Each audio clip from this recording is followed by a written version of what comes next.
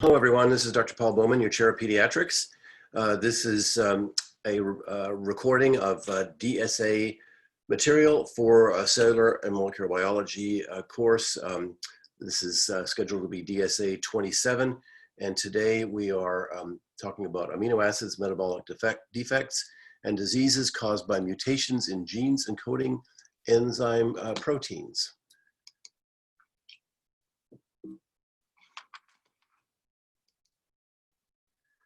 Just to review briefly, we have some objectives.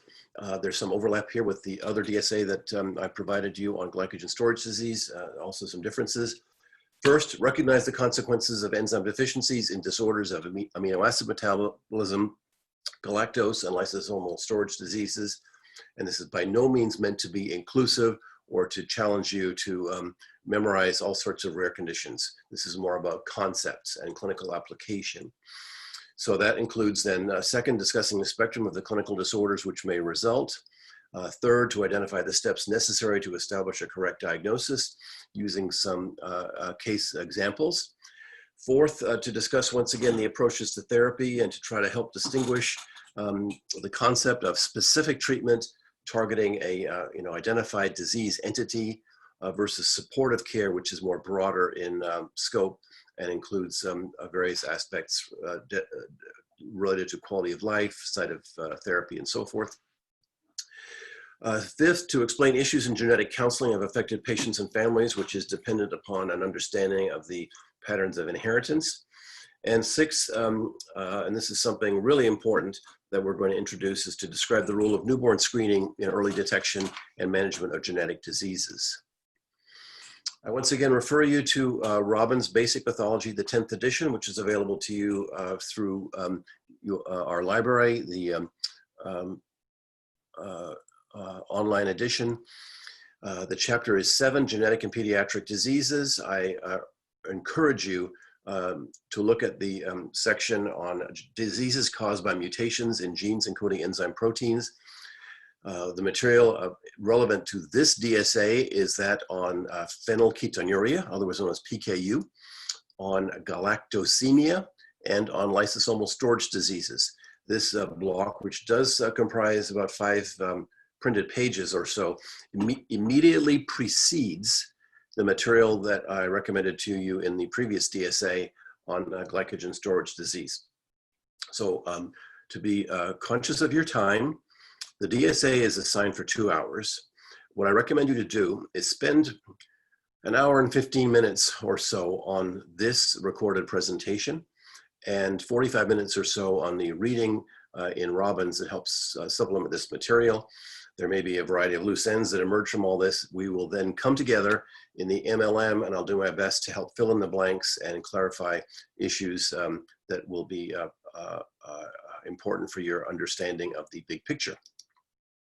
So once again, briefly, clinical problem solving. We talked about this in the previous DSA, won't dwell upon this, but my emphasis here as a clinician is to try to focus on these genetic and metabolic disorders with regard to the clinical problems with which they present and how you go about making a diagnosis, deciding on treatment, overall aspects of management, and tying it all together with explanation. So always remember these key elements, and you won't go wrong in your approach to the patient. I showed you this one also in the previous presentation, just to summarize briefly the broad mechanisms and metabolic disorders that help focus your thinking. A gene mutation, in this case we're talking about single gene mutations, leads to the formation of an abnormal gene product, abnormal in quantity or quality, sometimes both. And that, of course, leads to consequences, 2 broad consequences. Either a deficiency of the end product of an enzyme that is now missing or impaired, or an accumulation of substrate sort of proximal in the metabolic pathway that can no longer be metabolized to the end product. And of course, in some cases, there may be a combination, as you saw with some of the glycogen storage diseases. I think it is fair to say that in the group of conditions we're going to be discussing today, the bigger issue of the 2 is the accumulation of substrate and the toxic and injurious aspects that that can cause to the patient, especially the young developing human being with these symptoms and signs of disease which result. So this is going to be case-based. It could be helpful for you to have read what's in Robbins. That's up to you whether you do that first or circle back. I'll try to explain things along the way. Our first patient, case number 1, patient PU, this is a newborn white female. And basically the issue that leads to urgent evaluation is that there is reported by the state an abnormal newborn state screening. So this baby doesn't really have any history of present illness. She was healthy, born after a term pregnancy, no perinatal issues, birth weight 3,500 grams, that's quite normal. Unremarkable pregnancy, labor, delivery. Sent home from the nursery in good condition, breastfeeding on day 2. The family was called a few days later and asked to see their pediatrician for an early assessment because of the newborn screen. The family history, unremarkable, parents both healthy, one healthy older sibling, and nothing regarding consanguinity from family history that was evaluated in more detail somewhat later on. On examination, baby looks well. Normal weight, normal vital signs, somewhat fair complexion and blonde hair. There's a question that the parents have noted relative to their older child, their recollection of their older child, that the baby seems to have a bit of a peculiar odor, especially when the diaper is wet. Nothing specific, just doesn't seem familiar to them. So the parents have been called because the baby had an abnormal newborn screening test. And my question to you is, what do you think that newborn state screening test revealed? Here's some choices. Did it show a reduced tyrosine level, an elevated phenylalanine level, an elevated cholesterol level, an increased galactose level, or increased phenylalanine hydroxylase enzyme activity? Which of those do you think is what compelled this urgent evaluation? Well, we're going to discuss that in the MLM that's coming up. In the meantime, you should be able to discern the answer from this presentation and certainly from the reading I recommended in Robbins. So having done so, what's the next step in the baby's management? And once again, looking at the short section on phenylketonuria in Robbins' 10th edition, Basic Pathology, may help guide you. I don't think you'll have time for this at this stage, but I also do recommend Nelson Essentials of Pediatrics, which I think is currently in the 8th edition. If you want to delve into this further, that's a good resource for you when and if your time permits, and especially if you have strong interest in pediatrics. So what's the next step? Could it be molecular genetic testing of the infant? How about confirming the phenylalanine level is in the toxic range? Or performing carrier testing on the parents? Measuring an important chemical determinant called tetrahydrobiopterin? Or should you immediately proceed to beginning tyrosine supplements? Once again, the answer among those choices will be discussed in the upcoming MLM, so come prepared to answer the question. So with respect to this infant now, with what's going on, why is this an urgent matter? And once again, Robbins' Basic Pathology summarizes very nicely. When you look at Robbins, I would recommend that you start with the sections, the short sections that are highlighted in blue that are entitled Summary. That really helps you dig in to the essentials. And from that, you can then read the additional text as you need to. So why is this urgent? Well, here are some choices. Which do you think apply to this patient situation? A, without treatment, a confirmed diagnosis of PKU will result in early signs of severe developmental delay.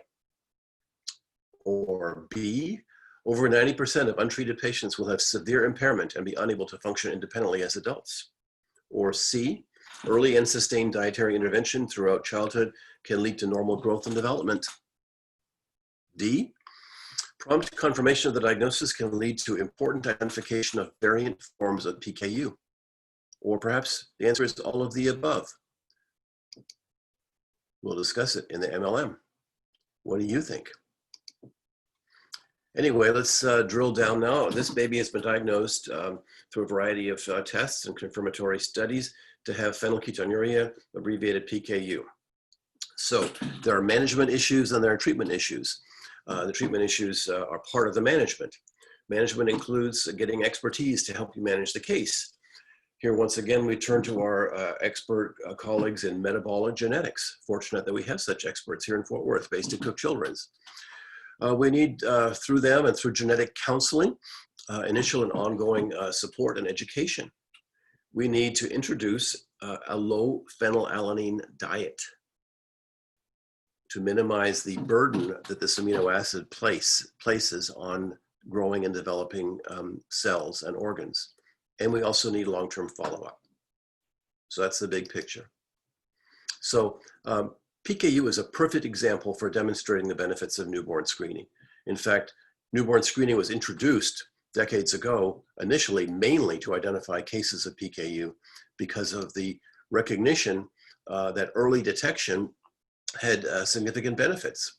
And here some of them are. Early diagnosis can lead to early intervention and improved outcome. That, of course, is the crux of the matter. Identifying something before it becomes symptomatic and being able to take action. That involves parental education and close partnership between parents, healthcare providers, and team members in the common cause of taking the right kind of steps to give the infant and child the best prospect to grow and develop normally. Genetic testing. Following screening, a genetic test may elaborate further on the underlying nature of the mutation, as well as the inheritance patterns, whether or not there are affected family members. Those who may be heterozygotes should be identified because of their carrier status. That all falls into the area of genetic counseling. And I think it would be worthwhile that I mention, and I'm sure this is coming to your thought process, the work of Dr. Deanna Cross and her genetic material, which has been part of this course already. And you probably are aware that Dr. Cross is in the process herself of becoming a genetic counselor. I think she's actually finished her training recently. So let's talk briefly about PKU. For these kids to grow into healthy adults, certain issues need to be addressed. So let's say that has been accomplished. What does a child, a little girl such as PU, what needs to be addressed in thinking about her adult years, especially as she begins childbearing, as she reaches childbearing age? This is important because historically many patients with PKU did go off intentionally their low phenylalanine diets after age 6, with the presumption that the development of the brain was sufficiently mature by that stage that elevated levels of phenylalanine would not necessarily cause any short or long-term damage. That is an arguable point and appears to not necessarily be true. But with respect to the future, the longer-term future as a young adult, what issues do you think need to be addressed? A, rigorous dietary control of blood phenylalanine levels should begin prior to and be maintained throughout pregnancy. B, if PU becomes pregnant, her baby will be a heterozygote and therefore not at risk for complications of PKU. Is that true? C, a male fetus would be more likely to have adverse consequences if maternal phenylalanine levels became elevated. D, knowing the mother's PKU genotype, that is the exact mutation involved, would be important in managing any future pregnancy. And E, selective in vitro fertilization may be a good alternative to ensuring a healthy baby. Which of those is correct? We'll discuss it in the MLM. You should be able to figure this out. So PKU is an example, a classic example of an inborn error of metabolism. There are many, many others, too many to remember, even for exams. We're only going to focus in this session and in your MLM on some highlight examples that are illustrative of the spectrum of problems. One of the things I do want to emphasize is that the presenting clinical features of inborn errors of metabolism are quite variable, but can be broadly classified into an acute onset in which the baby becomes quite sick, perhaps with some type of provocation that tips the infant over into instability. More often than not, the introduction of the illness, the inborn error, may be insidious. That is something that occurs gradually over weeks, months, or even years, and may not produce notable symptoms from one day to the next, but instead an accumulation of things that becomes apparent over time. And of course, illnesses that have insidious onset and progression can be very, very challenging in terms of recognition and diagnosis. Hence the value of newborn screening where it is applicable. So once again, I ask you to look at those pages in Basic Robbins, Chapter 7. This material encompasses 5.5 or 6 pages there. So it will challenge your time a little bit more than the glycogen storage disease material did, but it is worth the effort. So if an infant has inborn error with early acute onset, here are some of the things that may be presenting features: poor feeding, vomiting, lethargy. That is, lethargy means, you know, kind of lying around, just not engaged in what's going on, sleepy, lack of energy. More acutely, of course, would be convulsions. Convulsion is a manifestation of seizure with relatively striking involuntary movements, repetitive movements, or altered level of consciousness, which sometimes accompanies lethargy, sometimes occurs more acutely.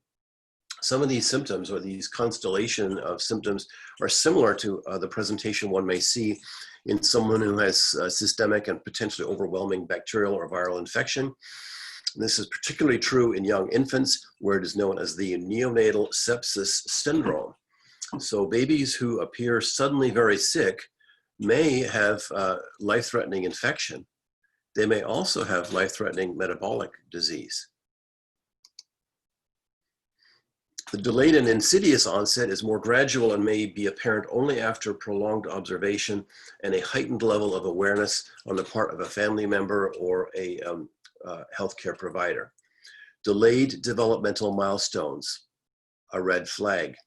Monitoring developmental milestones is something that parents do, and naturally, in watching their kids grow and hopefully thrive. Healthcare providers, primary care pediatricians and family physicians, monitor this more objectively through the series of well child checks that are frequent in the first year of life and then gradually spaced out to a year or so. Some individuals may have a combination of things, that is a delay in developmental milestones followed by neurologic deterioration. There are some who develop normally, reach a plateau, and then tragically begin to go backwards and experience loss of milestones. This is one of the most horrific experiences that a parent can undergo, watching what appears to have been a normal child all of a sudden level off and worse, begin to deteriorate. In some of these kids, what are called physical stigmata may develop, an association with the genetic abnormality. There may be changes in the musculoskeletal system, internal organs, brain, and so forth, that produce visible phenotypic abnormalities, which sometimes point directly to a particular diagnosis. In association with these, there may be organ-specific dysfunction and or enlargement. For example, enlargement of the liver, the spleen, the heart, the kidneys. These are all factors that may come into play depending upon the genetic mutation and its consequences. So just here's a brief diagrammatic example, looking at the metabolism in simple terms of protein leading to amino acid accumulation and metabolism. On the left, we have a normal pattern of protein from food and from muscles being degraded to amino acids, which are then reutilized in the synthesis of protein. Phenylalanine is derived this way from exogenous protein consumption. And normally, the enzyme phenylalanine hydroxylase converts phenylalanine to tyrosine. In PKU, that does not happen normally because of a mutation in the gene that produces phenylalanine hydroxylase. And there's quite a large variety of these mutations, some of which produce profound deficiency and some of which are not quite so severe. So the clinical phenotype associated with PKU is directly related to the quantitative deficiency and qualitative deficiency of enzyme activity that results from the particular mutation inherited in a homozygous manner. The buildup of phenylalanine is what leads to the health problems, especially in neurologic development and normal milestones being impaired. This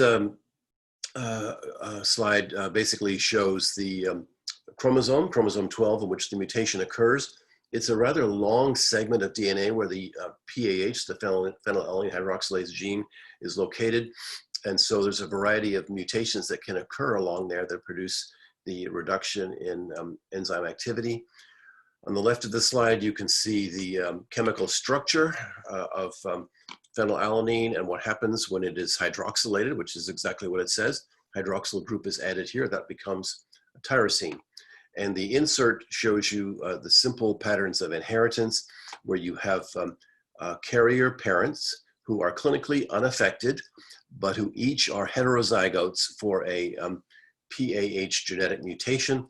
And you've learned about this already in terms of the segregation of these alleles and how they may combine in the parent's offspring, ranging from individuals who are completely unaffected, having inherited neither of the mutant alleles, to an individual who is a symptomatic homozygote, having had the misfortune to inherit the abnormal gene from each parent. And then, of course, there are the carriers, which are basically just like the parents were themselves. This looks at 3 generations of individuals with phenylalanine hydroxylase mutations, beginning with this pedigree showing heterozygous father and mother, and the double lines here that they have a consanguineous heritage, some form of relation going back into recent generations, cousins or whatever. And what happens with their 5 children, one who is affected, an affected male, an affected female, and a heterozygous female, and heterozygous male. You can see then in the 3rd generation what plays out if these individuals here, these carrier individuals, have children by partners who do not have any mutation, then only heterozygotes may, or normal genetic normal homozygotes may emerge. Those who are homozygous for PKU are less likely to have children, and in this pedigree, neither of these individuals did, at least as of the time that this was reported. So when you treat PKU successfully, the goal is that the individual be normal, that they don't suffer the abnormalities of brain development that lead to seizure problems, severe learning disabilities, and mental handicaps. Ideally, one should not be able to tell. This is a pair of siblings. One has PKU, one doesn't. Perhaps the one who has it is this little girl who's not quite as happy as this girl is, because she's got the cake and this one doesn't. I don't really even know for sure, but this is the expectation if the treatment is successful and the management follow-up is compliant. And here's how you do it. You've got to limit phenylalanine in the diet. It's quite ubiquitous in protein, animal protein, plant protein. So there are diets specifically for children and adults who have PKU. The goal being to maintain as low a phenylalanine level as possible. Not 0, that's not feasible nor necessarily appropriate. So this is an amino acid-based phenylalanine-free powdered infant formula. It's commercially available. Yes, this is a very, very important component of living and growing and developing for the young child with PKU. At an older age, we begin to introduce other dietary management products. This is so-called medical food phenylalanine-free powder that is useful for kids from age 2 and on up. And of course, there is also close attention paid to this by nutritionists, dietitians who work with genetic counselors and metabolic geneticists to ensure that the child's diet is low in phenylalanine, and it doesn't rely solely upon these powder type products, but there are some nutrients that need to be avoided, and that's beyond the scope of this discussion. We might talk about that in the MLM. So let's talk a bit more about screening for genetic and metabolic disorders in neonates. Inborn errors of metabolism that are recommended for newborn screening are listed on this slide in a broad generic sense. Disorders of amino acids, of which PKU is the prototype, but there are several others. Disorders of organic acids, which are often associated with quite acute onset problems in early infancy. Disorders of fatty acids, disorders of carbohydrates, galactosemia, once again being the prototype, and in some states, because this is a state-by-state determination about newborn screening priorities, glycogen storage disease type 2, known as Pompe disease, which we discussed in DSA number 21. Urea cycle genetic mutations and some of the lysosomal storage diseases, again, which Pompe is the prototype. There's a whole variety of other disorders that are included in newborn screening, and this is a very dynamic field which is reviewed frequently, and time does not permit our going into any of these in detail, but here listed are some of those that are presently very important for early detection and the reasons that we discussed earlier. So where do you find information about this? Well, there's a website, and it's very, very informative. If your time permits or your interest inspires you, go to DSHS, Department of State Health Services of Texas, dshs.texas.gov/newborn, and everything you may want to know about screening newborns in Texas is there for you to read. One of the things that I like to do is to engage students in learning projects, and so I'm just going to show you a couple of slides here from a project that was done a couple of years ago by two recent graduates of TCOM who are now in pediatric residency, Mawish Khan, who graduated in 2019, and Michael Petrus Jones, who graduated just this past spring in 2020. A longer version of this presentation is very informative and may help supplement your learning, and we will go through some of that in the MLM. But just very briefly, they list here diseases included in the newborn screen by what are called core conditions and what are called secondary conditions.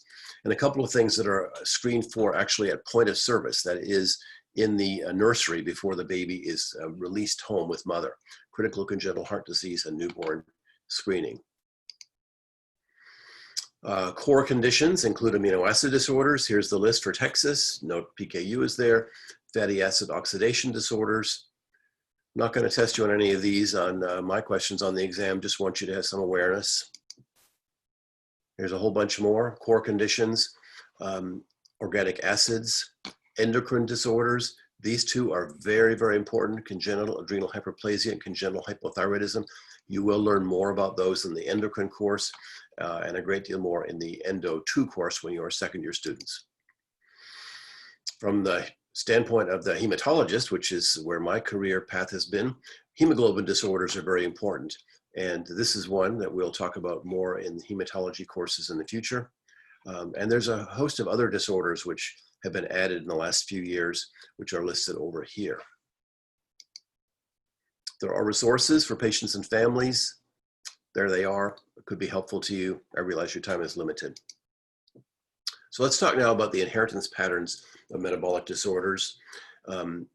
Just drawing upon what you already have learned as undergraduate students, I'm sure for many of you, and certainly in the earlier portion of the CMB course.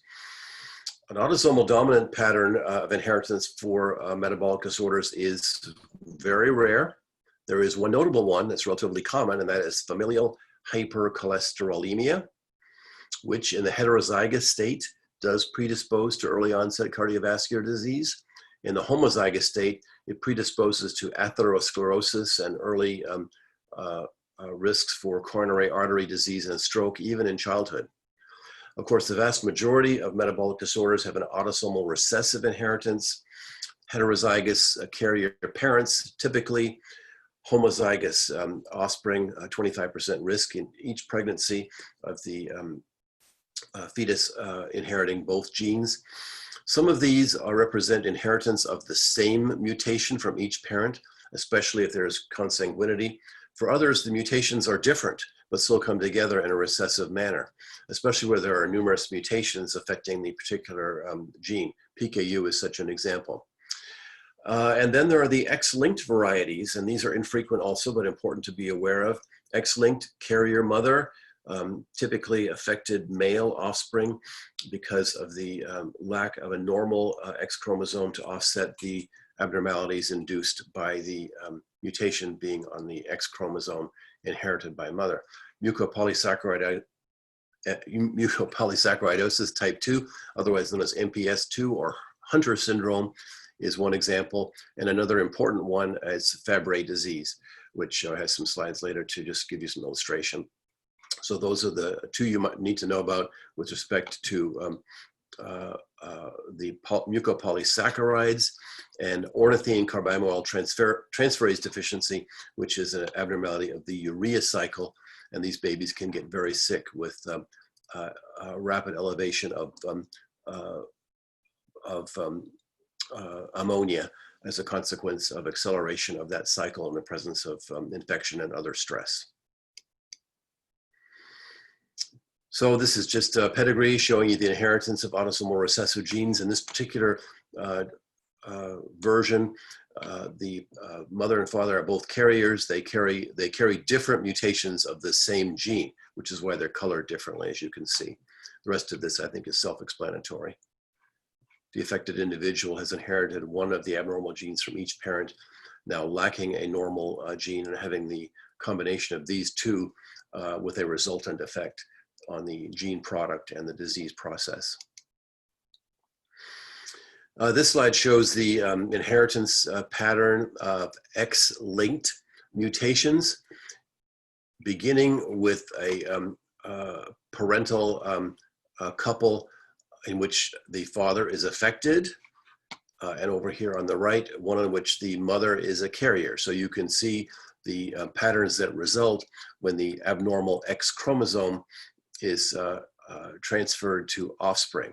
So the basic important issue to note here is that affected fathers who have an abnormal X chromosome, and of course are otherwise XY, they will pass only one X chromosome to their offspring, and the one that they will pass on to their daughters is abnormal. So all of the female offspring of affected fathers will be carriers in the presence of X-linked recessive trait and an affected father. An example, in particular, would be males with hemophilia. They only have carrier daughters. They don't have affected sons. Over here on this side, we have the mother being the carrier of the abnormal gene. Of course, she also does have a normal X chromosome. So in this case, she may have combinations of unaffected daughters, unaffected sons, or carrier daughters and affected sons. So the typical scenario of the X-linked recessive trait being transmitted from a carrier mother is that half of her sons would be affected by the genetic mutation and have a clinical disease process that results. So at this point is when I normally recommend a break time when I deliver this in the classroom. That's up to you, of course, because you have the power of pause or the power of continue. I'm going to continue. Let's go on to another case. This is case number 2. We have a newborn infant who is also found to have an abnormal state screen. The screening assay in this case identifies a deficiency of the enzyme known as galactose 1-phosphate uridyl transferase, conveniently abbreviated GALT, J-A-L-T. The suspected diagnosis is confirmed following quantitative enzyme analysis and a mutation study. So for this particular diagnosis, dietary treatment is necessary in order to prevent irreversible damage to several organ systems. This disease entity is also highlighted and discussed in its own section in Basing-Robbins Chapter 7. With appropriate elimination from the diet of galactose, galactose. This individual has galactosemia. Which of the following complications of a galactosemia may still occur? A, liver disease, B, amino aciduria, C, cataracts, D, premature ovarian failure, or E, E. coli septicemia. Which of those do you think may be a lingering effect despite dietary elimination of galactose? We'll discuss that in the MLM. The answer is available to you in your reading material. Case 3, a healthy appearing newborn infant appears normal until 3 months of age, but then begins to lose developmental milestones and progresses over the next several months to severe weakness, blindness, and respiratory failure. A tragic turn of events in a baby who appeared perfectly well, developed normally for 3 months, and then regressed in a rapid and tragic downhill course. This was not identified with newborn screening. This is a condition where the confirmatory diagnosis was established by assay in the blood of an enzyme known as hexosaminidase A, which has an alpha and beta subunit. Here the abnormality is in the alpha subunit, and the question is what can be done to help this baby and to help the family? This is a tragic circumstance when this type of mutation is identified. What can be done? A, recombinant hexosaminidase A enzyme replacement therapy. Is that a possibility for the baby? B, molecular chaperone therapy is FDA approved for what this baby appears to have, which is Tay-Sachs disease. Is that true? C, stem cell injections are recommended but not available in this country. So we recommend them even if travel to Mexico is required. Is that true? D, vision can be enhanced by removal of the cherry red spot, whatever the heck that is. Or E, palliative care may be the best approach with emphasis on comfort and relief of distress. Is that correct? Which of these? We'll discuss it in the MLM. For the family who are going through this tragic experience, what may be to their benefit? Characterization of the hexosaminidase A mutation, test at-risk individuals for heterozygosity. Gene frequency is high in some populations and in those with already affected family members. Genetic counseling of heterozygotes. Consideration for selective in vitro fertilization in at-risk couples to prevent a homozygous and affected embryo from developing. Those are all true. Next case. A full-term newborn girl delivered at home has feeding difficulty from birth. She has frequent vomiting of both breast milk and formula and requires intravenous fluids to prevent dehydration. By 7 days of age, she has developed enlargement of her liver, hepatomegaly, which you remember, and she's also become jaundiced. She's got a yellow tint to her skin. This suggests a sepsis-type syndrome, which leads to a workup for sepsis. That is negative, and she's suspected to have a metabolic disorder, one that is usually detected by newborn screening. But in this case, the results had not come in at the time that this infant was already getting sick.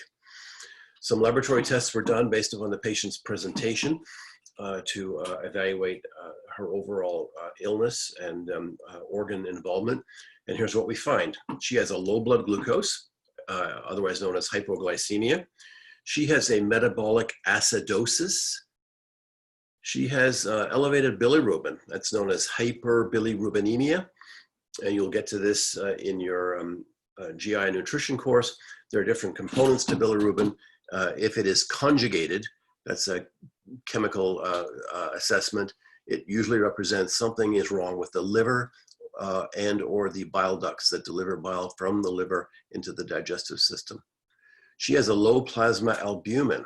Albumin is a protein that is synthesized in the liver. And she also has elevated liver enzymes.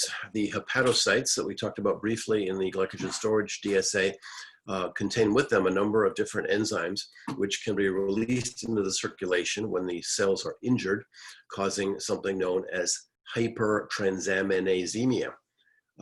These are important considerations in the evaluation of someone suspected or known to have a disease involving their liver and or bile ducts. So in this case, for this sick infant, a specific enzyme assay was performed actually in the white blood cells that are circulating, which establishes the diagnosis. White blood cells can be a very valuable source for enzyme assay because they circulate. There's plenty of them, and they can be identified to have the genetic mutations and enzyme deficiencies that are associated with these conditions. So the diagnosis here is which? A, galactosemia, B, Gaucher disease type 1, C, glycogen storage disease type 1. We discussed this in DSA21. Do you think this patient's presentation fits with that? D, Niemann-Pick disease type C, which is one of the liposomal storage diseases, one of the so-called stingomyelin disorders, I believe. And that's discussed also in Robbins chapter 7. Or finally, mucopolysaccharidosis type 2, otherwise known as Hunter's syndrome. Which of those explains this patient's clinical and biochemical abnormalities? We'll discuss it in the MLM. Let's turn our attention now specifically to the issue of lysosomal storage diseases, because this is a very interesting and challenging group, for most of whom there is not at this point newborn screening. I know that some of them are being considered as such. So there are some pages in Robbins' Basic Pathology, the ones that immediately follow the short sections on PKU and galactosemia address the important lysosomal storage disorders which have sufficient frequency to command your attention. Here's some key points to remember. Some of them are treatable. Early diagnosis is critical. Unusual signs and symptoms and clusters of common signs and symptoms may aid recognition. This is where clinical experience comes in, where paying attention to some of the instincts that you will gather after you've seen a lot of patients in terms of what you need to pay attention to. Sometimes these involve checklists relative to developmental progress, growth, and so forth. And very important is timely referral to a geneticist or metabolic specialist. There are two types of geneticists in a broad sense. There are clinical geneticists and metabolic geneticists. And of course, they're cross-trained and work together. The genetics group at Cook Children's is extremely good in these capacities. And over time, I'll certainly want to get you introduced to those people because they offer a tremendous amount of educational opportunity for medical students. Here's a case number 5. This is an example of MPS, mucopolysaccharidosis type 1, otherwise known as Hurler's syndrome. Our patient is John. He was born prematurely, and he initially was okay though, but as infancy progressed, he began developing a variety of problems, including a hernia. He began at a few months of age having recurrent ear infections and difficulty lifting his arms above his head. Over time, his facial features, which had been considered normal, seem to coarsen. It's perhaps in the eye of the beholder whether you consider this child having a normal facial picture or not. His tongue protuberance, again, that may not be significant, although this youngster's tongue was protruding virtually all the time. Anyway, his symptoms became worse over time, and new symptoms began to appear, including chronic nasal discharge, stiff joints, and a progressively enlarged abdomen. This child, John, was diagnosed at MPS 1 by a geneticist at the age of 13, only after his younger sibling also began showing symptoms. Prior to John, there had been no family history, no recognition or reason to test the parents to see if they were carriers. In retrospect, they must be, because this is a recessive disorder, of course.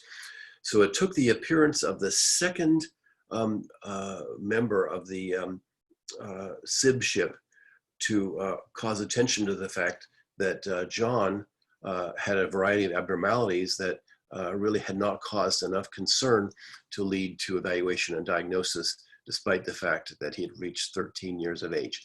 That is a real eye-opener, folks, and that is something that compels us to be very aware and to pay close attention to the characteristics of each child as he or she grows and develops.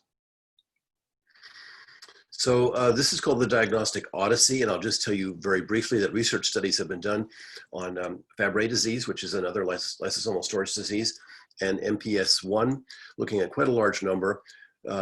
And some of the observations that came out of this are on this slide. Some are rather concerning. It was observed that patients may see 6 to 13 physicians before a definitive diagnosis is made.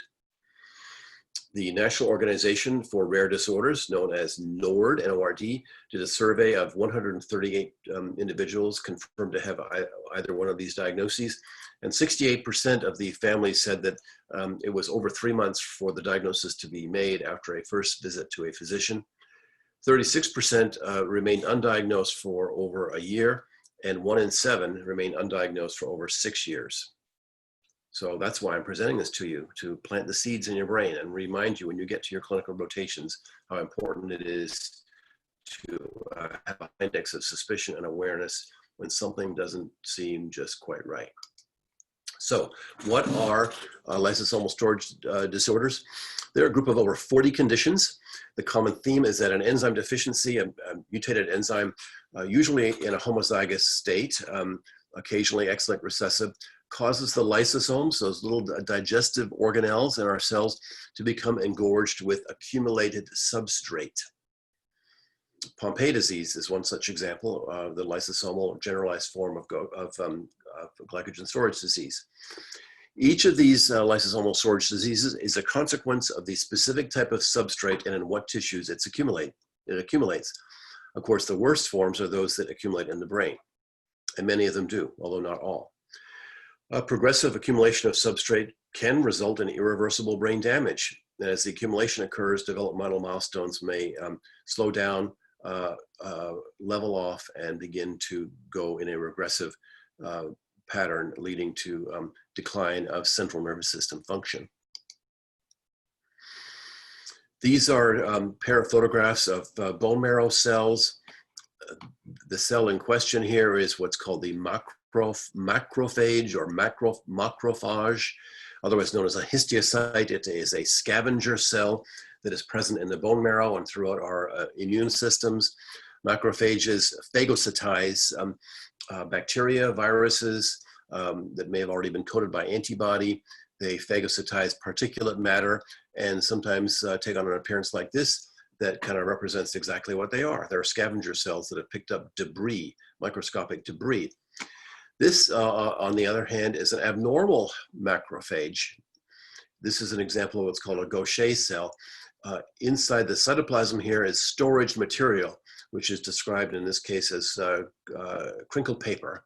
And this is a very characteristic feature of Gaucher disease and a few other conditions where there is rapid turnover of membrane lipids. So the incidence of LSDs, we'll call them LSDs now, is overall rare, but collectively more common when you consider that there's over 40 different types. So the collective incidence is about 1 in 7,000 to 1 in 10,000 births. The incidence of PKU is about 1 in 10,000 births. Most are what are called pan-ethnic, that is, they occur around the world and across all racial and ethnic backgrounds. Some have greater prevalence in certain groups where the gene frequency is higher. Individuals of Ashkenazi Jewish descent, for example, have a higher prevalence of Tay-Sachs disease, Gaucher disease, and Niemann-Pick disease.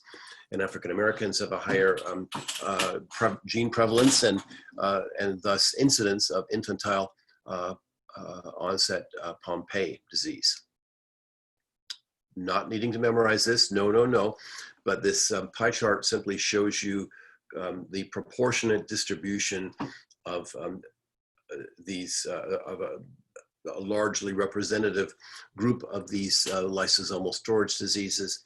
I will point out to you that among these, Gaucher disease type 1 at 13% is the most common. And you can see some of the others, but virtually all of these are quite rare and make up the total that you can see. Some of them have eponyms, which make them distinguished and memorable, like Tay-Sachs, for example, like Hurler and Hunter, Fabry, and such. This is the same type of graph chart showing you the significant or severe CNS involved categories in red. So basically this is for reference only, but what it is showing you is that more than half of patients with lysosomal storage disorders have or will have severe central nervous system involvement as part of the clinical constellation of problems. Most of them are autosomal recessive. This is just another representation of what I showed you before with inheritance from carrier parents into 25% risk for affected individuals or homozygotes, 50% risk of unaffected carriers, and 25% risk of unaffected non-carriers. Keep in mind, though, that it's a flick of the coin every single time. So depending upon the luck of the draw or the flip, families may have 2 or 3 affected individuals in a row, or may have none, even when the parents are carriers. We talked earlier about the X-linked patterns of inheritance. This is basically the same diagrammatic representation that I showed you before of the results of offspring of an affected father with an X-linked recessive gene or a carrier affected mother. It's very unusual, of course, for X-linked recessive genes to be symptomatic in the females. It can occasionally happen with excessive random inactivation of the normal X chromosome. And there are some X-linked genes that are still rare, but common enough that there may be an occasional maternal homozygote. Those are infrequent. There are 3 lysosomal storage diseases that are X-linked. One is Fabry disease. Second is mucopolysaccharidosis type 2, otherwise known as Hunter syndrome. And the third is Danon syndrome, which is a condition associated specifically with a cardiomyopathy. And we're not going to talk about that one anymore, I don't think. So I just want to emphasize the progression of the condition. And this is an example of how it gradually changes the appearance of a child. Here we have an individual who ultimately is diagnosed as severe MPS type 1. Here she was at 10 months of age, looking pretty normal and cute. 12 months, perhaps there's some hypertelorism developing, widely spaced behind the between the eyes, some flattening of the nasal bridge, and you can see the gradual changes. These are not things that a family member would likely notice day to day or even month to month. But the cumulative effect by 39 months is this little youngster who is short, has some degree of skeletal dysplasia with shortened limbs, has marked flattening of her nasal bridge, widening between the eyes, upturned nose, and what people describe as coarse facial features. Not a very nice description, but that's what they say. So that's an example of why early diagnosis is important. Why don't we have screening for all of these conditions? It's a matter of priorities and deciding what you can do in early infancy versus trying to be aware of diagnosis before these things begin to happen. They're under discussion quite frequently. Every state has its advisory committees in terms of which conditions merit promotion to be screened and which ones are on the back burner. And that's beyond the scope of this discussion. But if you want to read about it, go to the state website, which I recommended to you earlier. So briefly, early diagnosis is important, even if screening is not available. These conditions may be frequently progressive, debilitating, sometimes life-threatening. Shortened survival is common for many patients with lysosomal storage disorders, although treatments do exist for some, and there's quite a bit of research going on. So early diagnosis intervention may make a significant difference. And what's the path to diagnosis? Well, it has to begin with clinical suspicion. As I mentioned earlier, the finding of a unique sign or symptom. The presentation of a cluster of common signs and symptoms. For example, frequent ear infections, enlargement of the liver, and a large umbilical hernia. That might be a cluster that would raise suspicion of mucopolysaccharidosis, for example. Flattening of the nasal bridge might be something that is concerning with respect to that. Once the diagnosis is suspected, urgent referral to a geneticist or metabolic specialist is important, where the combination of the clinical features along with metabolic changes can lead to the right kind of enzymatic assay or mutation testing. And from that, a definitive diagnosis may emerge. Enzyme assay is the diagnostic test, the gold standard, with a mutation analysis to follow. For some, directly moving to the mutation analysis is appropriate, but that may be tricky when there are a variety of mutations involved. Having a quantitative assessment of the enzyme itself is often the best way to go. This is what geneticists, of course, are making decisions over. So what are the management options for some of the lysosomal storage diseases? And once again, treatment is part of management, but management is much more. It includes supportive measures such as physical therapy. Some of these individuals will have significant problems with upper airway congestion, with reduced lung volumes. So continuous positive airway pressure, otherwise known as CPAP, may be useful, especially at night, to prevent apnea or sleeping problems. Many of these kids will have difficulties with hearing. Some of them may benefit from corrective surgery, especially on umbilical hernia. Some may benefit from reconstructive surgery or orthopedic involvement.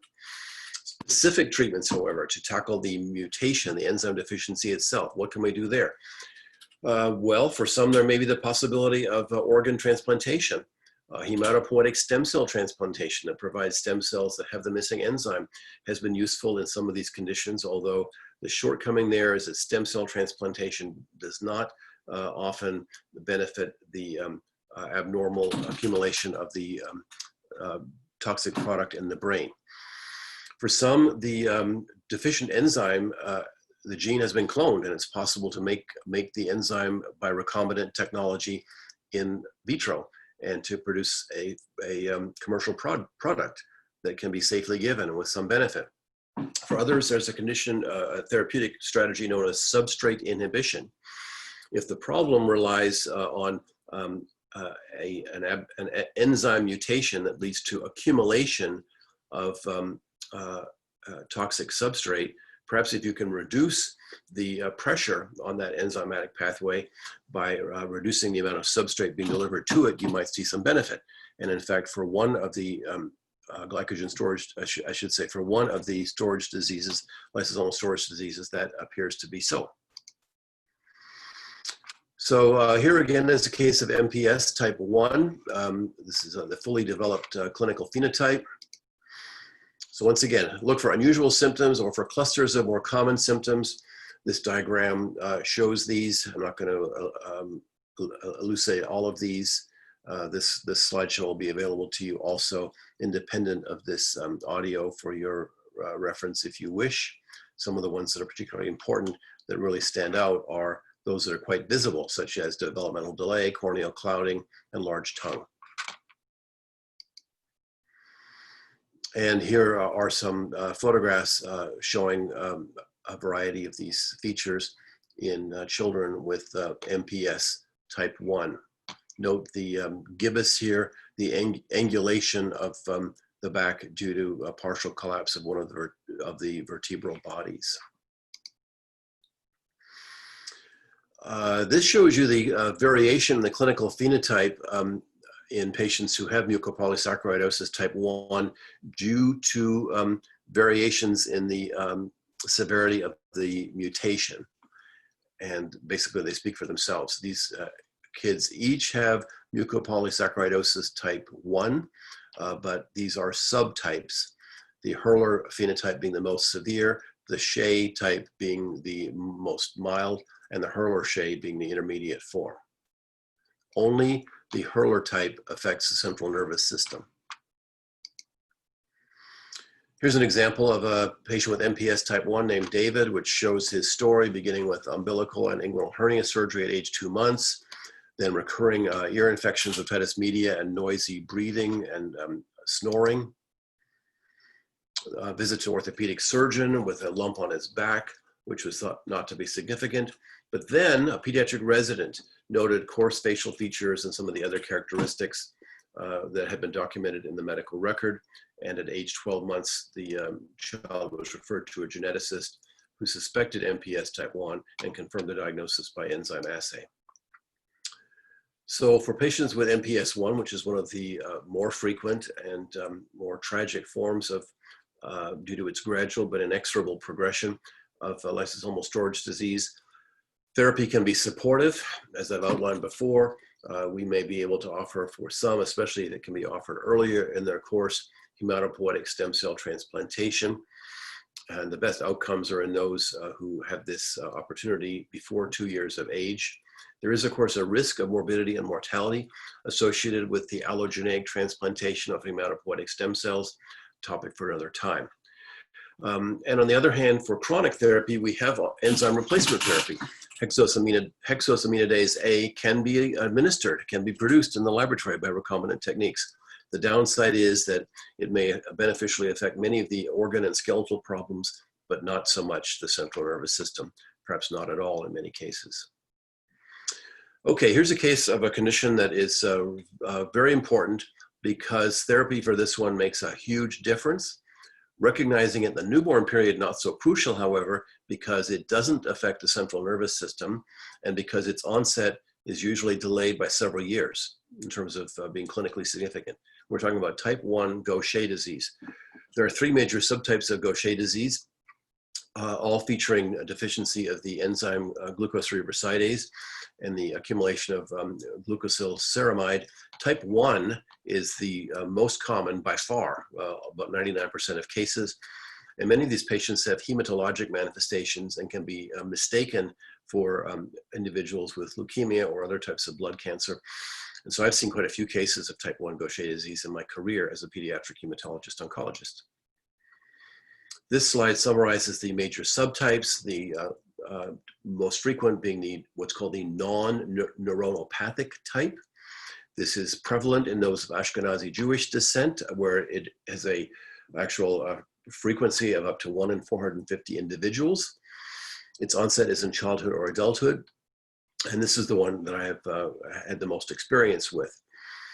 The type 2, which is known as neuronopathic, is at the other end of the spectrum. It's very rare, occurs across all racial and ethnic groups, and its onset is in infancy with early death. It has a very poor prognosis, which has not changed over the course of many years of research. And then there's, like for many things, there's an in-between form known as type 3, and I have cared for 2 patients with type 3 chronic neuronopathic. I have a patient currently who has just graduated from pediatrics, who is in his mid-20s and doing quite well with this, actually.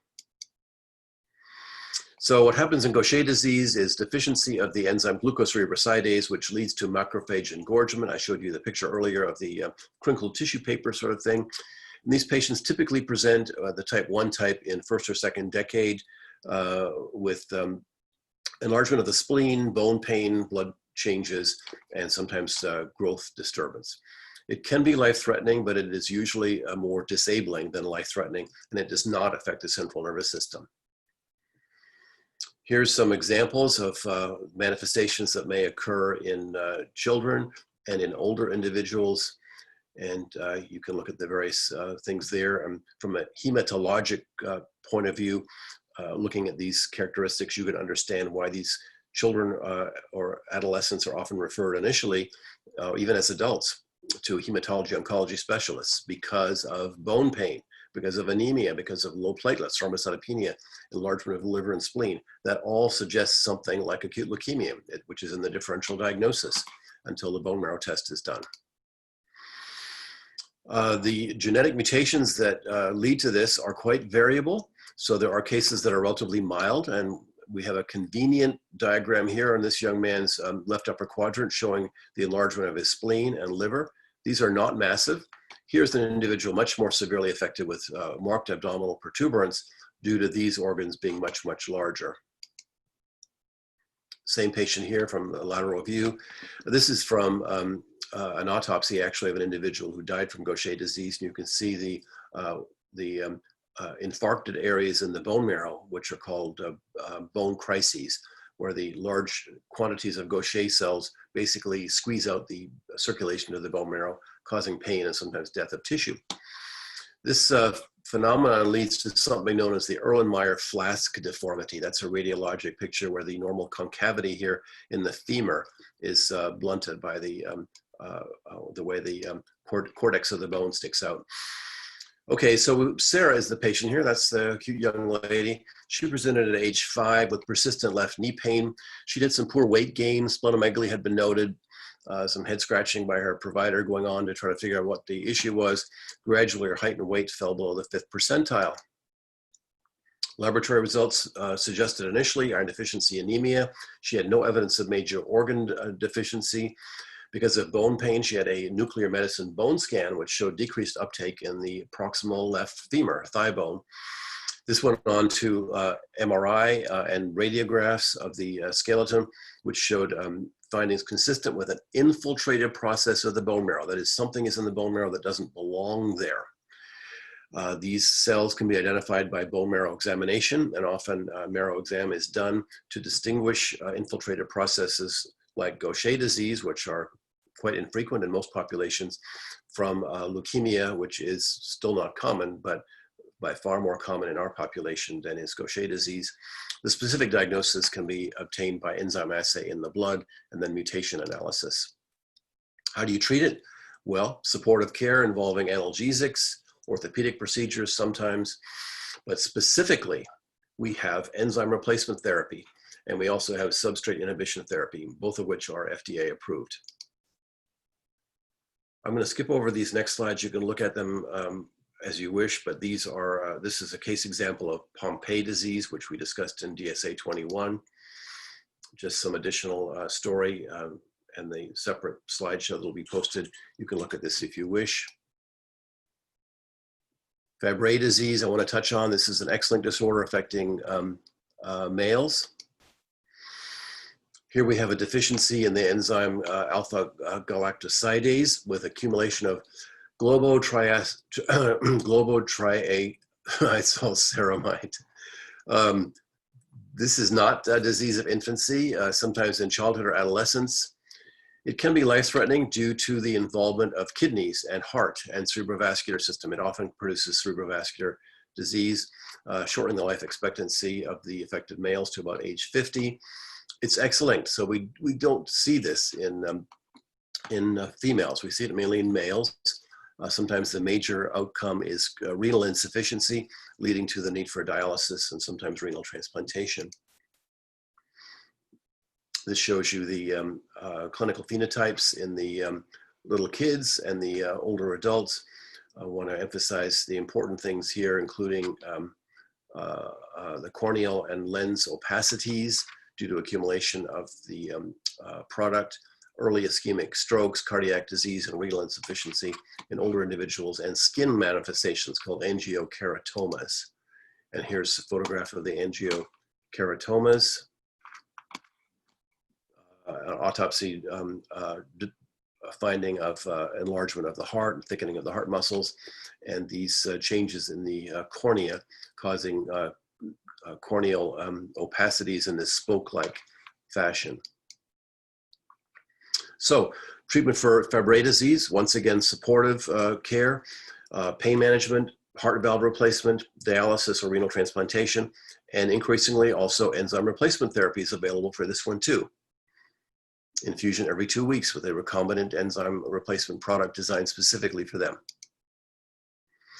This brings us to the close of this presentation. I'm going to wrap up with a quick case, one that I encountered myself several years ago, that I can't, can't omit this because it's such an interesting case. Presence of an unexpected abdominal mass, which of course begs the question, is an abdominal mass ever expected? Briefly, this child presented several years ago, and I presented this case ever since I came to TCOM, just as an illustration. Was seen for a well child check and was found to have suspicion of an enlarged spleen or abdominal mass. 4 years old, annual checkup, well child. A general pediatrician identified a left-sided abdominal mass on a routine checkup. Whether you're a pediatrician or a family physician or anyone caring for children, you need to have experience and practice in examining the abdomen, even when there are no abdominal complaints. Very, very important. This child had been well, normal activity, occasional fleeting abdominal pain, but you know, kids get tummy aches. The abdomen has looked protuberant to the parents as long as they can remember, and they really didn't think it was anything significant. It wasn't slowing her down at all. Review systems, part of the history and physical, subjective component, really nothing. Past history, head injury as a 2-year-old, goes with the territory sometimes, nothing else. Parents are well, they're both teachers, a 3-year-old sibling as well, no consanguinity. When this child was seen for her checkup, she looked fine, absolutely fine. except that the left side of her abdomen was protuberant. The right side was normal. On the left side, besides the visible protuberance, there was found a large, firm, smooth, non-tender mass filling the left flank at the crossing to the right side of the abdomen at the level of the umbilicus and even extending down into the pelvis. Amazingly large mass given the fact that the child really had no complaints other than occasional tummy ache. Rest of her exam was normal, no musculoskeletal, cutaneous or neurologic findings. So our problem to resolve was the presence of a left-sided abdominal or flank mass in an otherwise healthy 4-year-old white girl. Differential diagnosis for this is rather broad. It does include enlargement of the spleen, enlargement of the kidney, tumors, cysts, developmental abnormalities, and so forth. But our big question that we have to answer, of course, is what is it? From which organ is it arising? And what's the most efficient approach to finding the answer? The most efficient approach includes some laboratory tests, which in this case did show a mild anemia. I'm not giving you the ranges here, but I'll take it from me that at age 4, that hemoglobin level should be around 12. The white cell count was normal. The platelets were low though, 80,000. Normal is 150,000 plus. Blood smear was normal, which makes leukemia quite unlikely. Biochemical profile unremarkable. Some other laboratory studies were done because of the possibility of underlying viral infection, autoimmune disease, Epstein-Barr viral infection, and so on and so forth. None of these yielded anything. So diagnostic imaging was done. You have to ask yourself, what's the best test to do in a young child, or a child, any child for that matter? The introductory test that is always the first one is abdominal ultrasound. And in this case, the abdominal sonogram showed the patient to have, as we suspected, massive splenomegaly. An enhanced CT scan of the abdomen and pelvis was done also, which confirmed that and also characterized the other abdominal structures. I'm reminding you of this cartoon type image. Liver on the right side of the abdomen, this person's facing you. Spleen over here on the left, kind of tucked up under the rib cage. And this is the head on, or she's facing us now. This child's tummy is so protuberant that the computed tomography cut through the scan at this level. Her arms are actually behind her. You can't see her arms.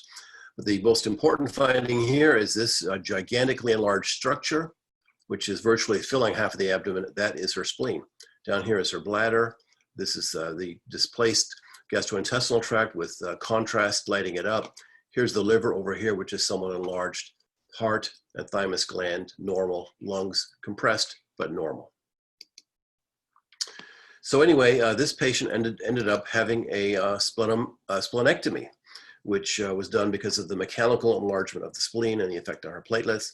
And lo and behold, what the splenectomy showed when the organ was examined in the laboratory was disruption of normal splenic architecture by sheets of lipid-laden macrophages, otherwise known as Gaucher cells. So this patient was determined to have Gaucher disease type 1 of the non-neuronopathic type, presenting in early childhood with massive splenomegaly and secondary hematologic manifestations. This is one of the examples that I've seen in my career of lysosomal storage disease due to congenital deficiency of glucocerebrosidase, otherwise known as beta-glucosidase. The consequences of the enzyme deficiency are accumulation of glucosylceramide and its storage in hematopoietic tissues like bone marrow, spleen, also liver, and infiltration by abnormal cells. These are not cancer cells, these are storage cells. They take up space, they cause pain, and they disrupt organ function by virtue of their presence. This is what the bone marrow looks like. Here, this is a megakaryocyte up here. That's a platelet forming cell, that big thing. This is a Gaucher cell down here and here. The rest of this background is normal bone marrow. Here's a nice picture of a Gaucher cell, and you can see this crinkled tissue paper characteristic of the macrophage. There's also some phagocytic debris in there. The rest of these cells are normal blood and bone marrow elements. So as a result of the space occupation by Gaucher cells, the patient has progressive splenomegaly, diminished bone marrow function, and episodes sometimes of crisis involving bone pain due to ischemia or impaired circulation. Prior to 1990, symptomatic treatment for this was all that was available, and it was not effective. These patients suffered mightily, often ended up in wheelchairs, shortened lifespan, extreme pain, misery. Since 1990, there has been a revolutionary development, and that is the emergence of enzyme replacement therapy, which I alluded to with some of the other excuse me, lysosomal storage disorders, but this is the prototype for ERT, exogenous enzyme replacement therapy. The first product was called Ceridase. It was isolated from human placenta, purified and concentrated. That's the one that was introduced following clinical trials in 1990, 1991. Revolutionized treatment for these patients. I was privileged to work with several of them. The quality of their lives improved so much. In the early 2000s, this was replaced by Cerezyme, which is a recombinant product, which is still the gold standard. These patients do very, very well with infusions, IV infusions of the enzyme replacement therapy every 2 weeks, and in some of the milder cases, even every 4 weeks. Substrate inhibition has recently been introduced. Stem cell transplantation is a possibility, but not very much applicable to something like this that can be treated so successfully with less aggressive therapy, although the enzyme replacement therapy is extraordinarily expensive. Fortunately, the drug company makes a lot of money and is generous and is able to provide the therapy for those who don't have the means through their insurance or other resources. Should there be genetic screening for this? Questionable, probably not for the type 1 variety, except where there's already a family history that might warrant genetic mutation analysis. Is there prevention? Not at this point. Is it appropriate to even consider such? I don't think so. Here's what you do, which I discussed already. Infusion of the enzyme every 2 weeks, lifelong. If a patient goes off this, the cells, the storage product will reaccumulate.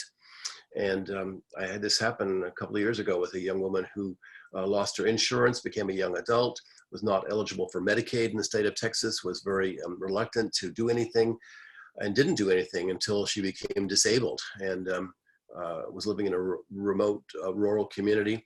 Fortunately, when she reappeared, I was able to refer her to an adult metabolic specialist who assumed responsibility for her care and made the drug available to her.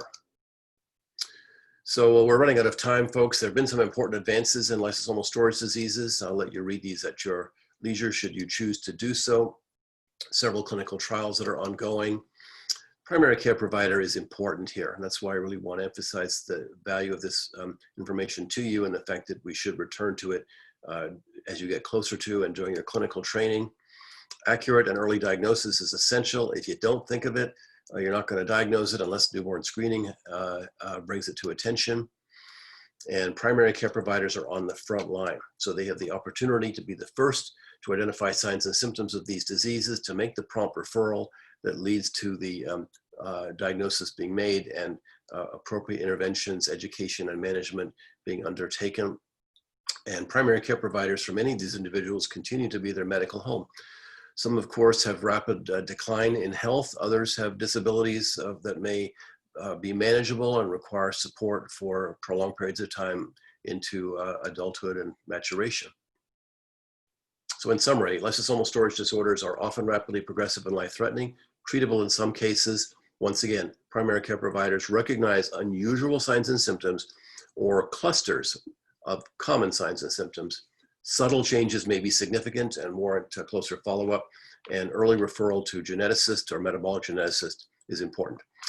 So thank you for your attention. That brings to a close this presentation of the DSA, and I will look forward to seeing you in the MLM to answer your questions and to elaborate on some of these as time and your needs require. Thank you very much.